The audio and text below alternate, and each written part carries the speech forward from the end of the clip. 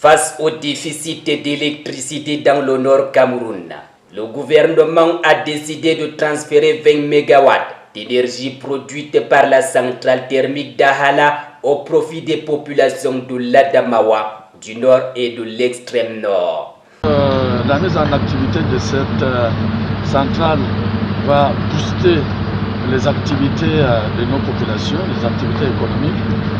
Et je crois que nous allons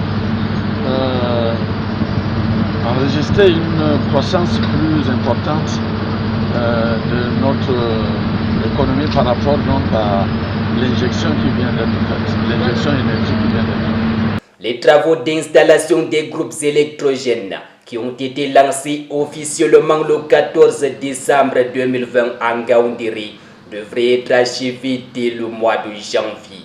Probablement, première semaine de janvier, la nouvelle centrale, parce que c'est une nouvelle centrale thermique, celle de Ngaoundéré, elle sera mise en service. Après avoir largement dépassé les délais fixés par le ministre de l'Eau et de l'Énergie, la centrale de Ngaoundéré, qui vient d'être lancée ce 20 février, a commencé à injecter ses premiers mégawatts au profit des populations.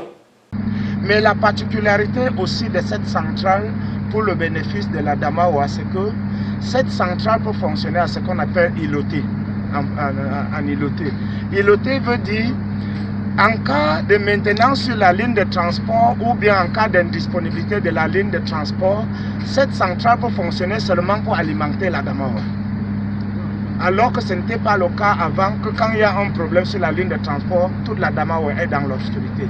Donc maintenant, si jamais il y a un problème de maintenance, programmé ou pas programmé sur la ligne de transport qui amène l'énergie à l'Adamawa, nous avons 8 MW de disponibles ici pour pouvoir alimenter rien que la région de l'Adamawa en attendant que la ligne soit remise en place. Pour la société Eneo, les raisons de ce retard sont logiques. Je ne parlerai pas de retard. Nous sommes en train de faire un travail technique, surtout avec un aspect de génie civil. Et vous savez que le béton a souvent des délais incompressibles en termes de la maturation. Et nous avons pris des mesures pour s'assurer qu'on respecte toutes les prescriptions techniques, pour ne pas faire quelque chose qui est bâclé. Et c'est pour ça que, malgré le fait que nous faisons fonctionner la centrale pendant que tous les autres travaux sont en train de faire, nous avons respecté toutes les mesures.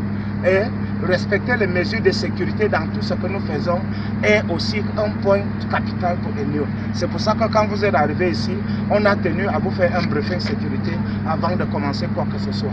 Si l'installation de la centrale thermique permettra de réduire les délestages, sa mise en service n'est pas synonyme de la fin de la crise énergétique, d'après l'entreprise chargée de production et de distribution d'énergie.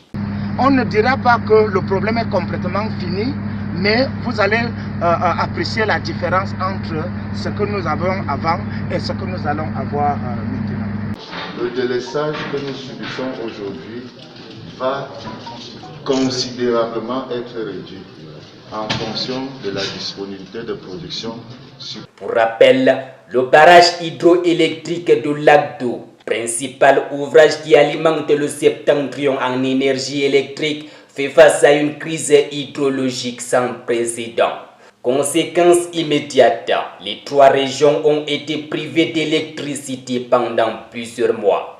Et pour résoudre ce problème, le gouvernement a décidé de démanteler la centrale d'Ahala afin de l'installer à Ngaoundéré pour une capacité de 8 MW, Garwa de 12 MW et Marwa qui sera doté de 4 MW.